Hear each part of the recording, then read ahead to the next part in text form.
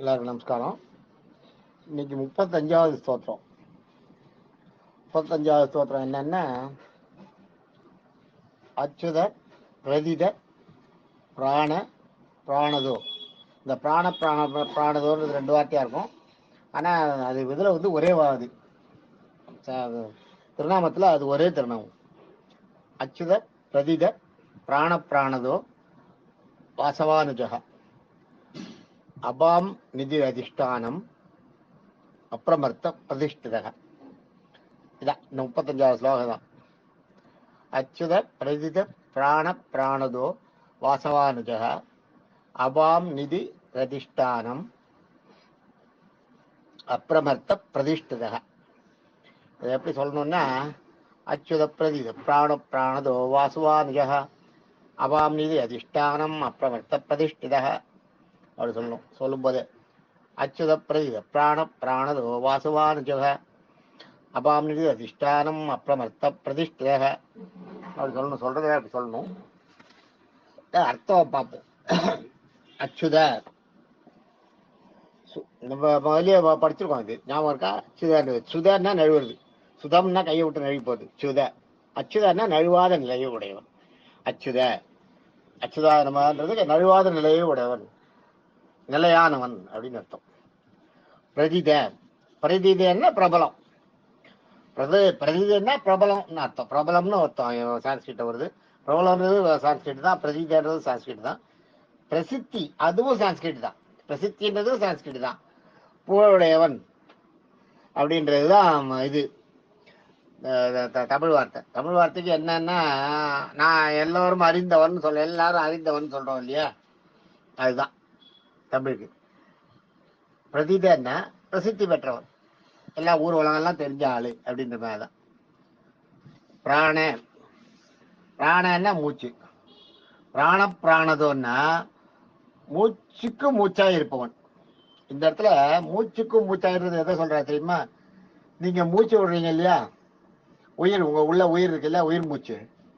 அந்த உயிருக்கு, அந்த உயிர் மூச்சுக்கு, அந்த மூச்சு போயிட்டு வர்றதுக்கு ஒரு அதனோட ஆபரேஷனுக்கு ஒரு பவர் கொடுக்கணும்ல, ஒரு சக்தி இருந்தா தானே அது முடியும். இல்லட்டா காத்தா அப்படியே இருக்கும். காத்து எப்படி மூச்சா மாறி நம்ம இதுக்குள்ள உடம்புக்குள்ள போயிட்டு வருது, அதுக்கு சக்தி வேணும். உங்களுக்கு சக்தி இருந்தாதான் அதை பண்ண முடியும். அந்த சக்தி தான் மகாவிஷ்ணு. அதுதான் பிராணம். உயிருக்கெல்லாம் உயிருக்குள் உயிராயிருப்பவன் அப்படி அர்த்தம். உயிர் மூச்சுக்குள் உயிர் மூச்சாயிருப்பவன். பிராணதோ. பிராணதோன்னா உயிர் மூச்சு. அந்த மூச்சு விடுறதுக்கு ஒரு சக்தி வேணும் இல்லையா, இல்லாட்டா காத்து போய் அதோட இதயத்துல அப்படியே இருந்துட்டு இருக்கும், வெளியில வராது. அதே மாதிரி வெளியில இருக்க காத்தா நீங்க இழுக்கிறதுக்கு உள்ள ஒரு சக்தி வேணும். அந்த சக்தி இருந்தாதான் உள்ள இழுக்க முடியும். அது இல்லையா, அதுதான் அந்த அந்த சக்தியா இருப்பவன் அர்த்தம். பிராணதோன்னா உயிர் மூச்சுக்கு மூச்சா இருப்பவன் அர்த்தம். அடுத்தது வாசுன்னா இந்திரன். வாசுவானுஜகான் இருக்கு பாருங்க, அதுதான் வாசுன்னா இந்திரன். இந்திரனுக்கு பின்தொடர்ந்து பிறந்தவன் அர்த்தம் அது. அடுத்தது அனுஜன்ல வந்துடும் அது. வாசுன்னா இந்திரன். பிராணதோ வாசுன்னா இந்திரன். இந்திரனுக்கு தலைவனா இருப்பவன் அர்த்தம் இந்த இடத்துல. இந்திரனுக்கு தலைவனா இருப்பவன். ஆனா அடுத்ததுல பாத்தீங்கன்னா அனுஜன் வருது. வாசு அனுஜன்னா இந்திரனுக்கு தம்பியா பிறந்தவன். அது எப்ப? இந்திரனுக்கு தம்பியா பிறந்தது வாமனாவதாரம்.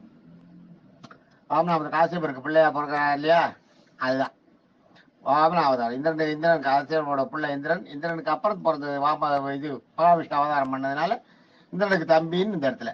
ஆனா இந்திரனுக்கு முதல் இதுல பாத்தீங்கன்னா வாசுன்னா இந்திரனுக்கு தலைவன். பின்னாடி இதுல இந்திரனுக்கு தம்பி. ரெண்டாவது வாசு அனுஜன், வாசுவானுஜகா. அதான் வாசு அனுஜன். அப்புறம் அபாம் நிதி. அபாம்னா கடல், நிதினா தாங்கிறது. அது என்ன அபாம் நிதினா தாங்கிறது. அபாம்னா நிதினா செல்வம் ஒண்ணு, நிதினா தாங்கிறதுக்கும் ஒரு பேரு. அபாம்னா கடல், நிதினா தாங்கிறது. இந்த இடத்துல கடலை கடந்த போது ஆம வடிவமா கூர்மாவதாரம் இடத்துக்கு தாங்கினார் இல்லையா, அதான் கடலை தாங்கியவர்னு அர்த்தம். அதிஷ்டானம் அதிஷ்டானம்னா ஆதாரம், ஞாபகம் வச்சுங்க. நம்ம நிறைய இடங்கள்ல பாத்தீங்கன்னா கூட இப்போ கோயில்ல சிலை வைக்கிறதுக்கு முன்னாடி அதிஷ்டானம்னு அதிஷ்டானம் பண்ணிட்டு தான் அதுக்கப்புறம் தான் அந்த இடத்துல வடிச்ச சிற்பத்தை கொண்டு போய் வைப்பாங்க சிலைகளை. அதிஷ்டானம்ன்றது அந்த கீழே அந்த பேஸ் போடுறதான் ஆதாரம். அதான் அதான் அதான் இவருக்கு வந்து அதிஷ்டானம்னா ஆதாரமா இருப்போம், உலகில் உள்ள ஜீவன்களுக்கெல்லாம் ஆதாரமா இருப்போம்னு அர்த்தம். அடுத்தது அப்பிரமர்த்த. பிரமர்த்தன்னா திமிரு, ஞாபகம் வச்சுங்க. பிரமர்த்தன்னா திமிரு, செருக்கு.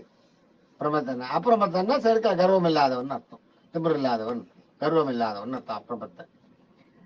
அடுத்தது பிரதிஷ்டிதா. பிரதிஷ்டனா பிரதிஷ்டினா நிலைகிறது, பிரதிஷ்டை பண்றதுன்ற நிலையா பண்றது, அதான் பிரதிஷ்டை. பிரதிஷ்டைன்றதுதான் பிரதிஷ்டிங்க. பிரதிஷ்டை பண்றதுன்னா நாங்க ஒரு இடத்துல தாமிய நிலைநிறுத்துறது, நிலைநிறுத்துறது தான் பிரதிஷ்டை.